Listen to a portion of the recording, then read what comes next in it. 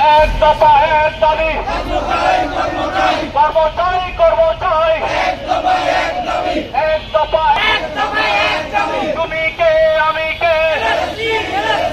মৎস্য ও প্রাণী সম্পদ মন্ত্রণালয়ের অধীনে প্রাণী সম্পদ অধিদপ্তর আওতায় পরিচালিত প্রাণী সম্পদ ও ডেইরি উন্নয়ন প্রকল্পে নিয়োজিত দক্ষ ও প্রশিক্ষিত লাইভস্টক সার্ভিস প্রোভাইডাররা এলএসপিরা আজ এক বিশাল র্যালি ও বিক্ষোভ সমাবেশের আয়োজন করেন।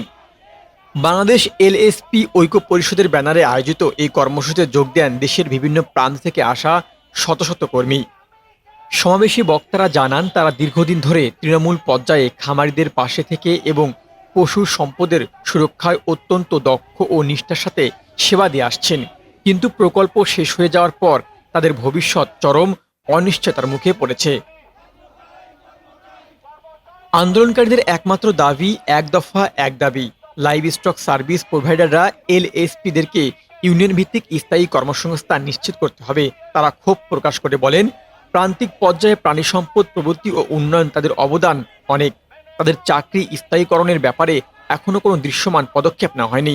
বক্তারা হুঁশিয়ারি দিয়ে বলেন, অতি দ্রুত তাদের এই এক দফা এক দাবি মেনে না নেওয়া হলে আগামীতে তারা আরও কঠোর ও লাগাতার কর্মসূচি ঘোষণা করতে বাধ্য হবেন।